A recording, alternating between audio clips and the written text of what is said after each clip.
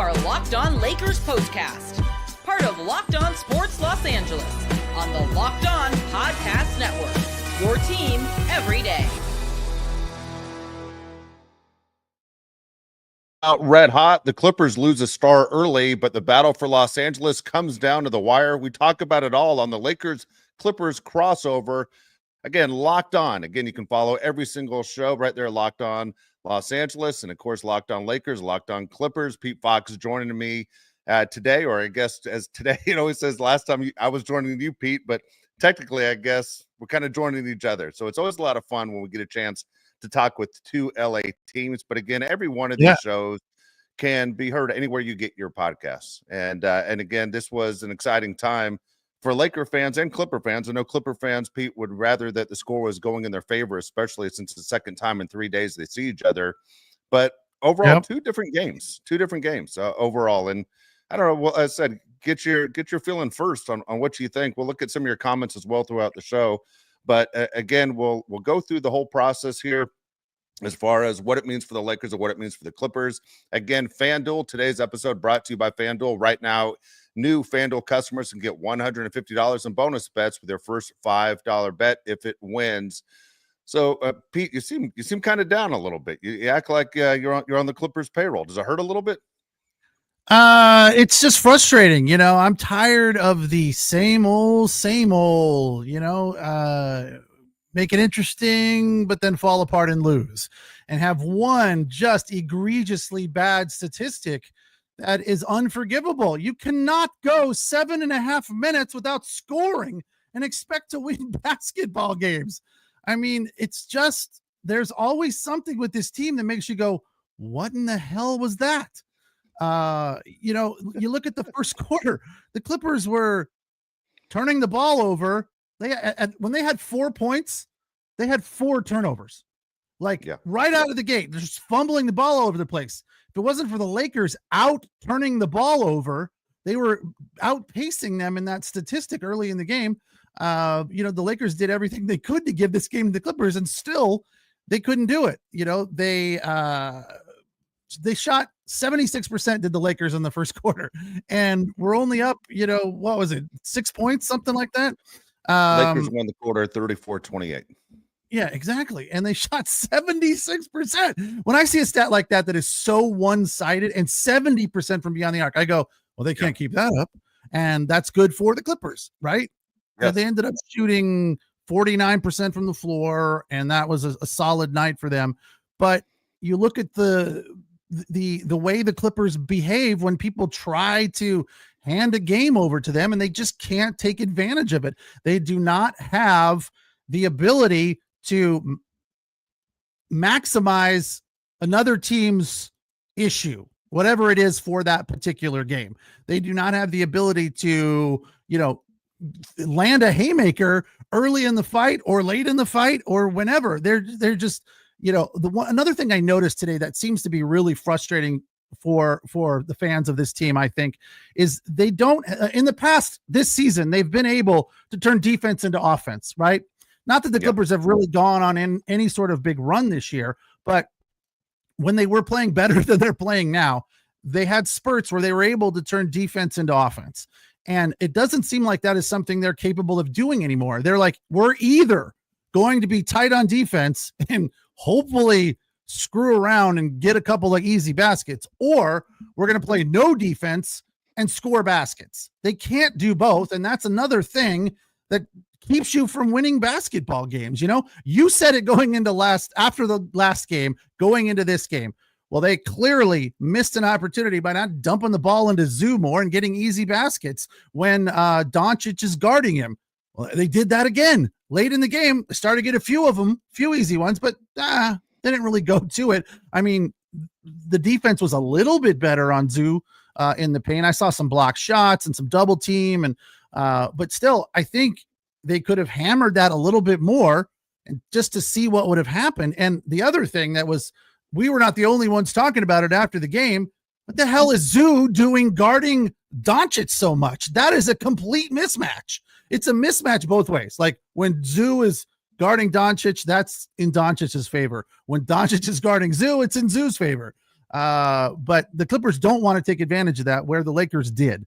So again, it was just, a lot of, well, they're close. It's really close. We're almost going to win this game, but we won't, close, but no cigar, as I put in the description somewhere.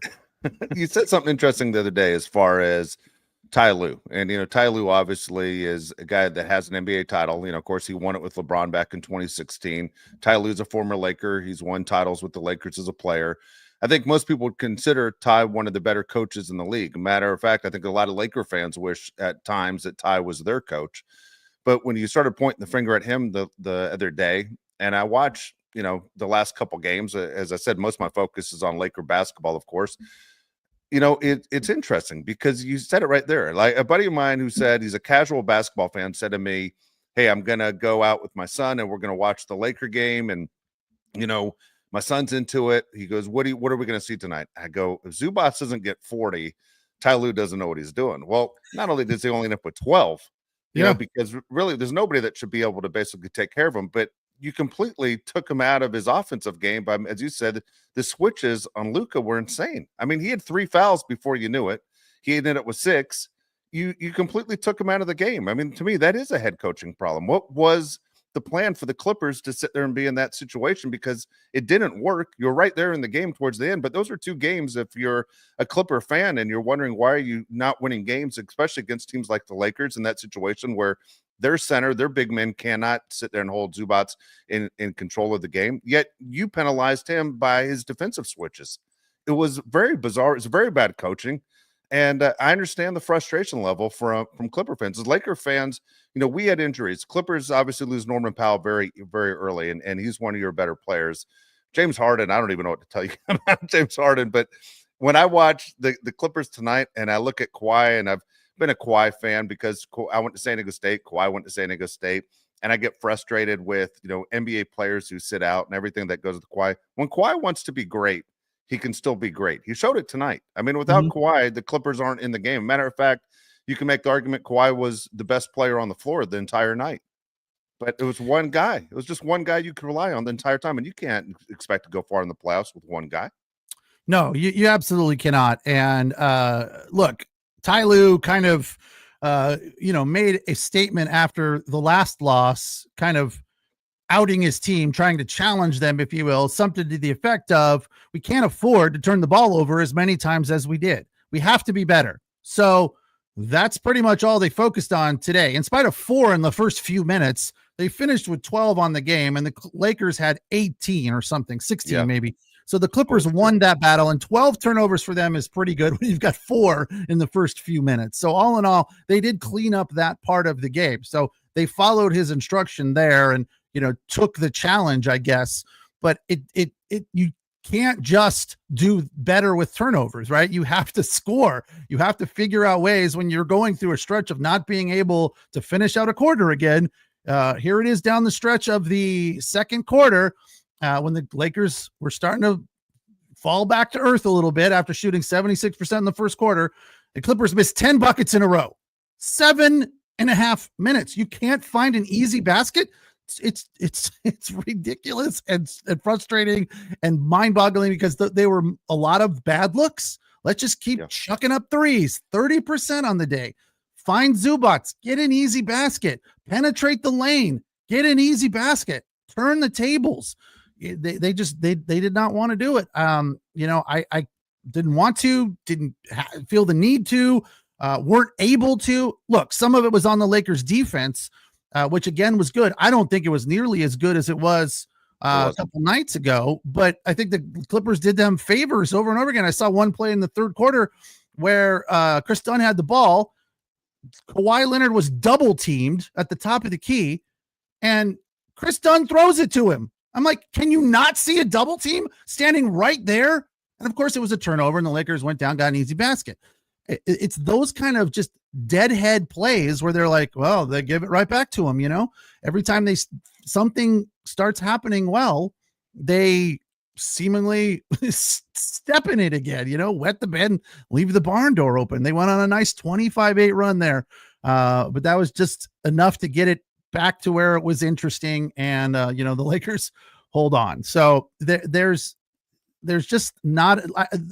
After the break, I'm going to tell you another major observation that I made about this Clipper team, which is not positive. So you do the first break, which is FanDuel, and I'll do the second one. So it's Locked On Lakers, Clippers, crossover postcast on the Locked On Sports LA YouTube channel. Pete Fox covering sports in LA dating back to 2007, and Dave Palet covering sports in all of Southern California dating back to 1987. It's the 93. In high school in 89. Yeah. Locked On Lakers, Clippers, crossover postcast. We'll be right back. Want to mention the people over at FanDuel. Again, when the game tips off, NBA action is just getting started. There's no better place to get in on all the action than FanDuel, America's #1 sportsbook. With FanDuel, you can place live bets throughout the game. So even if you miss the opening tip-off or you want to bet the fourth quarter comeback, you can stay in the action that you're looking for with a bigger payout. You can also combine your live bets into a same-game parlay. For example, tonight, if you said Kawhi is going to go for more than 30 and Luka is going to go for more than 20, things are going to work out pretty good for you. Right now, FanDuel's new customers get $150 in bonus bets if your first $5 bet wins. Just visit FanDuel.com to join today. That's FanDuel.com for your shot at $150 in bonus bets. Make every moment more with FanDuel, the official sports betting partner of the NBA.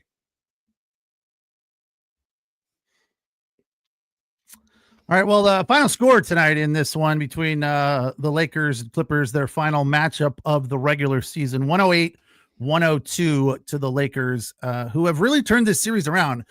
Going into the game a couple of nights ago, I texted you the stats of how dominant the Clippers have been over the Lakers of late, and you were just like, whatever. Pretty accurate. Where's that number? The Clippers have owned LA for going a long time. into the last one. It was the Clippers had won 38 of 49. So they've just dominated the Lakers of late, but it doesn't feel of late being over the last few years. But lately, it seems like it's been more Lakers. You know, there was that one loss this year that was pretty embarrassing in the first matchup of the season, but the Lakers have dominated from there, and the Clippers just haven't looked good for any length of time.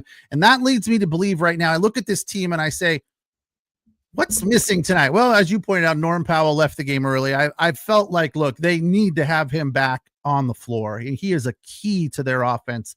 They are a different team with Norm Powell most nights. The other thing they missed tonight, other person, is Derrick Jones Jr. But what I get from that is the Clippers have a lot of players, but they're not a deep team. It's just like, we got a lot of dudes, and we could keep running dudes out there. But are they good? Sometimes, I don't really know. Like Bogdan, I'm like, okay, yes, sometimes Bogdan will go out there and light it up. Other times he's a liability. Other times he's indecisive. Tonight, I think he was kind of a little of both. There was times where he was very decisive, catch and shoot, boom. But then there are other times where he's kind of wandering around. Somebody take this, bad pass. He was indecisive, and then at times ready to go. So I think he just needs to make more assertive decisions, like shoot or penetrate the lane or do something. But you look around up and down this bench and you're like, some of these guys have the ability. Like Amir Coffey is another one. Clipper fans, we all love Amir Coffey because he plays hard. He's a good dude, right? But 22 minutes, no threes, 3 points. That's not enough. If he's not hot, sit him on the bench, Ty Lue. Quit running him out there. What is that all about? Get Patty Mills in the game, give that guy an opportunity. And then they were talking briefly about signing Jordan Miller to a contract. I'm like, why? I don't have any problem with Jordan Miller, but I'm like, really? That guy doesn't deserve a contract. He deserves to be paid on a per diem. He's not there yet. He's just an average. He's a jag, just a guy. So I don't know why they go out and spend money on him. It's probably not a lot. I didn't see what the deal was, but nice guy, but as far as a player goes, we don't know. He's still very young. So I'm not sure what they see in him. I guess we'll have to wait and see. He's gonna be around the Lakers or Clippers for a little bit longer. As you pointed out, Kawhi with a good night.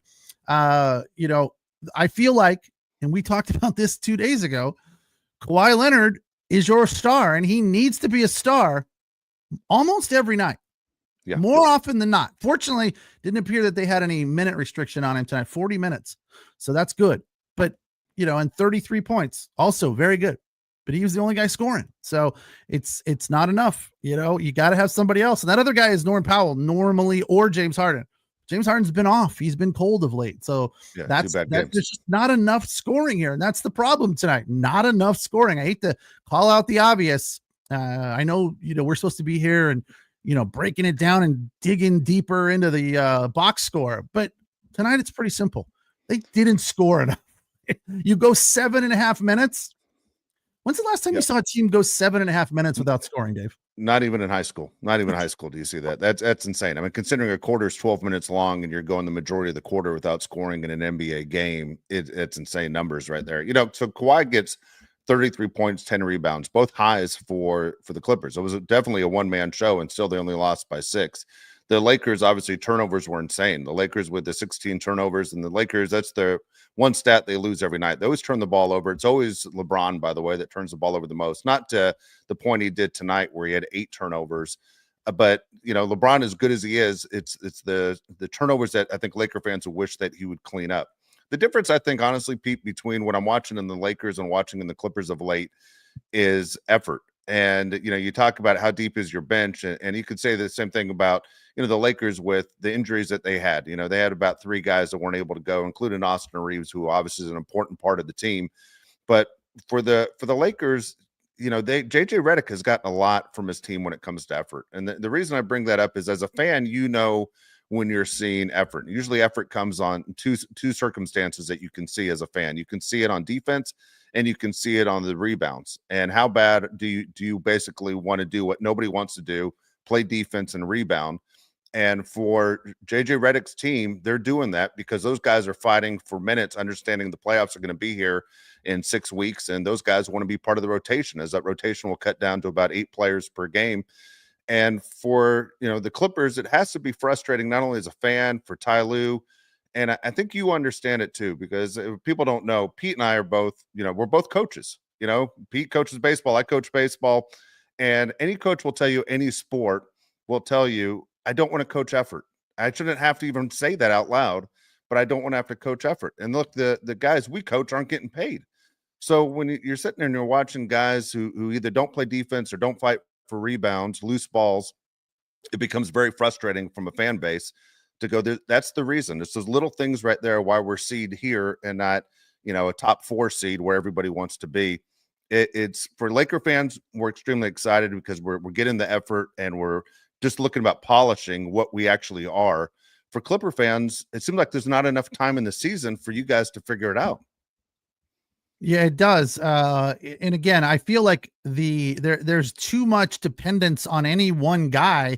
And when you don't have consistency from these guys, I don't know what was wrong with Derek Jones Jr. tonight, but you could feel him not on the court because his presence, both offensively and defensively, has become a big factor to the Clippers. So you're missing him, you're missing Norm Powell, and you've got no scoring or low scoring from your big man under the basket, who we know can score because we saw him do it a couple of nights ago, but for whatever reason, they did not want to force that issue. And then James Harden, another off night, but continuing to shoot 4 of 14 and 2 of 9 from beyond the arc. And then, as you were talking about with the effort, I saw one series in the fourth quarter, about the 6.5 minute mark. And this to me also kind of summed up the game. I know you remember this possession because anybody who watched this game was like, if you're a Clipper fan, you're like, give me a break. It's like 4 or 5 looks at the basket. And LeBron, how many shots did he have in that series? LeBron got 4 in that series. He had 4 shots at the basket and finally made a 3. Of course, you play a little golf every now and then, don't you, Dave? You always talk about the guy behind the guy, when you take a mulligan. Yeah, the guy behind the guy is way better than the guy. In basketball, it's the same kind of thing. But the guy behind the guy behind the guy behind the guy, that dude is tough. That dude is nails. He doesn't miss very often, especially when your name is LeBron, who, by the way, he didn't get the 50,000, did he? He was one short. No, he got 49,999. That's crazy. So next game, he'll hit 50,000 points, and that'll be the story, win or lose for the Lakers. But tonight, The Lakers did everything better than the Clippers, just about. Right after the break, I'll tell you the three main categories I always talk about that are usually crucial to how the Clippers do in a game: points in the paint, second chance points, and fast break points. So we'll hit those numbers next. It's the Locked On Lakers Clippers crossover postcast on the Locked On Sports LA YouTube channel, the place to hang out when every game is done. Dave Palet doing the Lakers side of things, and I am Pete Fox on the Clippers side of things. Well, tonight's episode of the Locked On Lakers Clippers crossover postcast brought to you by Dash Pass with DoorDash. NBA fans, get ready. The swoosh, they swoosh, you save. Thanks to Dash Pass, every time a player drops 50 or more in a game, you score a huge deal the next day. It's simple. When any player scores 50 or more in an NBA game this season, Dash Pass members get 50% off an order, up to $10 off the next day, from noon to midnight. After an epic 50-point performance, you can celebrate by ordering wings, pizza, maybe some warm cookies. I know my wife's daughter's significant other partner, I guess is what we're calling him now. He loves Dash Pass and DoorDash and always orders some cool treats.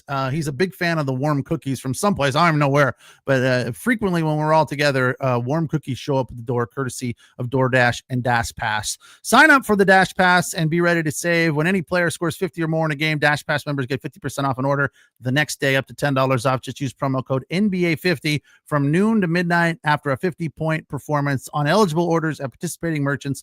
Must have an active Dash Pass account. Terms apply. Visit DoorDash.com to learn more.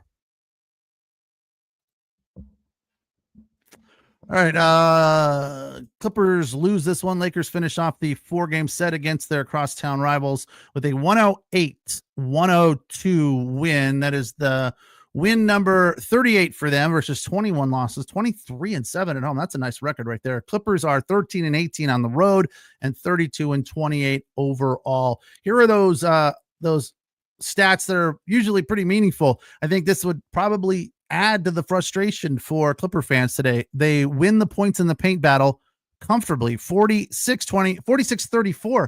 And that's not, feeding Zubats a lot. Yeah. That's not getting a big game from Ivica Zubats. They also win second chance points, 14-12. And the fast break went in their favor as well, 16-10. So you have to feel frustrated when you get victories in those areas and come out on top, but lose the game. Because, you go through a 7-minute and 30-second stretch where you don't score. I don't know what could have been done there. Ty Lue didn't call enough timeouts. I feel like one of the things that I appreciate about Ty Lue, he is very on top of the momentum of the opposition. Yeah. Calls very timely timeouts. He doesn't let the other team get away. But it seemed like he wasn't there. It's kind of like, figure it out, boys. I'm not going to rescue you. Dave, how often do you let a pitcher, after what's the number for you? 1 walk, 2 walks, 3 walks, the pitcher 3 walks in a row. You're going to give him the hook. What's the number? Dude, I tell you what, it's funny because high school season starts on Tuesday for us. And I tell the pitchers before the season starts, you give up 2 line drive hits in an inning, you're out. You give up 2 walks in an inning, you're out. Dude, I'm Captain Hook. I pull guys out so quick because I'm so afraid of the momentum thing. We talk about this on the Lakers show all the time. Is Pat Riley is the best I've ever seen on understanding momentum. Whereas JJ Redick, I think as a head coach, it took him a while to figure it out. But Ty Lue's a veteran coach. You're right. I mean, he should be great at it. He should know exactly what it feels like when the other team's taken over. It usually is. Tonight I didn't feel it. I mean, you did 7.5 minutes. It's like you do something, do anything, change it up, like call a timeout and just put all 5 different 7.5 minutes is an eternity without a basket, but switch all 5 dudes, put 5 bench guys in there, something to wake them up and be like, oh, damn, this is not okay.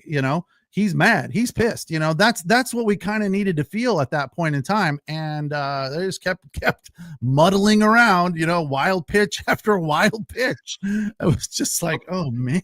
That was another one. The 2 stats I always look at, which both benefited the Clippers in this game. Again, final score is 108-102 Lakers, but I always say the team that turns the ball over the most, which the Lakers always do, and they're able to pull it out. The Lakers had 16, the Clippers had 12, as you said. But I always look at free throws as well. Lakers don't shoot free throws extremely well on a regular basis. And tonight they were 70%. I always think to win a championship, you have to shoot in the 80s. The Clippers did shoot in the 80s tonight. The Clippers shot 82.4%. And so that was beneficial. The two categories that usually will get you a loss is being outshot on free throws and turning the ball over more. And yet the Lakers finished on top in this game. A lot of things in this box score just didn't make sense on what the final score was. Yeah, it's kind of interesting and frustrating all at the same time. So another thing that came up, I was talking to a buddy about this. Not a huge basketball fan, but I was kind of like, you know what, maybe we have it all wrong as far as Clipper fans go, and that the internal mindset of the organization is completely different than what we think it should be. That they're like, hey man, we didn't think, because Brian Siemens says this all the time. I am surprised where the Clippers are now. I did not think they would be where they are now at 32-18, or basically he's saying over 500 in a playoff spot. And maybe that's the mindset for this entire organization. Hey, we're playing with house money. I know it looks bad right now, but we didn't think we would be as good as we are. So, hey, it's all good for us. If we, win 2 of 6, it's fine, as long as we kind of keep hanging around 500. Maybe that's their mindset. I don't know. I feel like they should be better. Really kind of take the records out of it.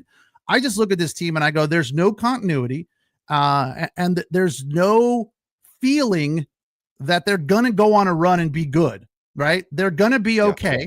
But I don't feel like, I remember 10, 15 years ago when the Dodgers every couple of years would stumble into the playoffs, and I'd be like, whatever, they're not going to beat anybody. Yeah, it's cool that they got to the playoffs, but they're not. You could tell if you watch and you pay attention.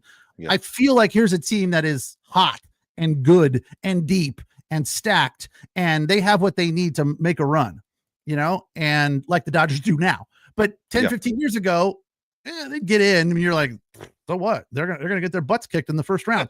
That's how I feel about the Clippers. It's like, yeah, they'll get into the playoffs, but they're gonna get their butts kicked in the first round because they have no momentum. They have not gone on a run of any significance all season. At least last year they did that. The second James Harden showed up, they started winning games and they went on a nice run. They were the talk of the NBA for a few weeks.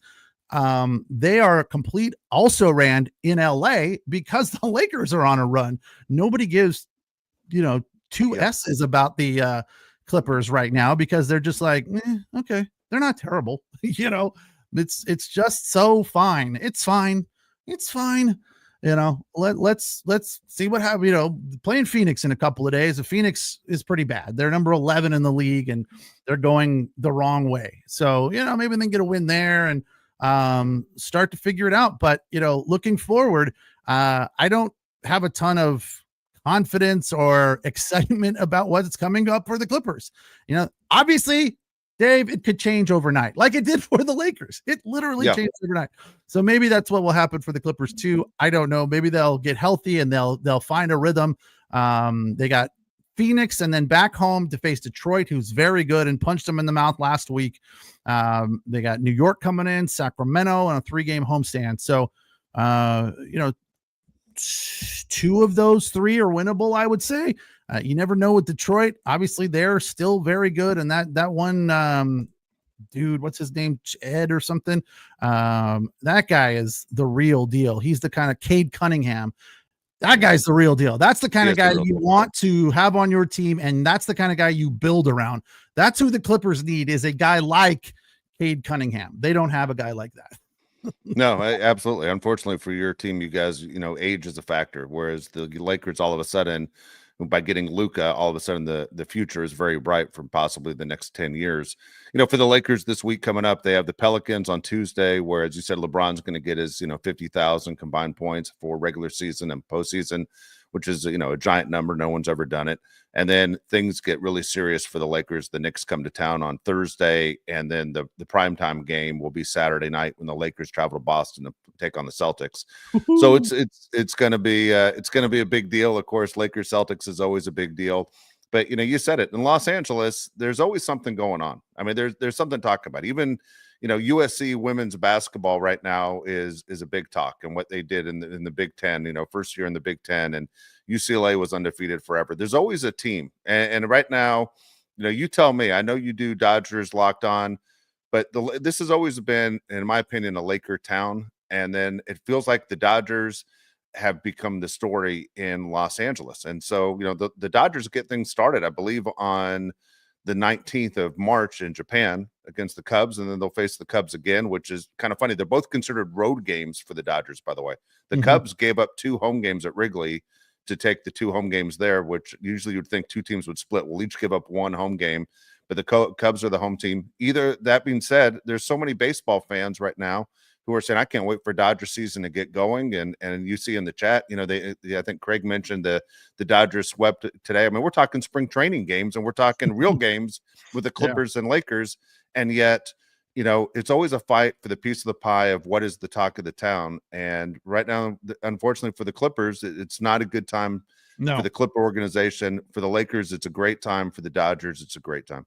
Yeah, Lakers are definitely going in the right direction, and people are talking about it. There is a buzz surrounding them. I wanted to wrap up with this. I made this note during the game when LeBron made some disgustingly sick fadeaway, and he makes that shot look so easy. To me, it's one of the harder shots in the game. I mean, if you don't play basketball and you go out with your buddies and you're screwing around, you try a fadeaway, and you could either hurt yourself or something worse, because it's such a tough shot. But these guys make it look so easy. Of course, Kawhi has a sick fadeaway, and so does Luka.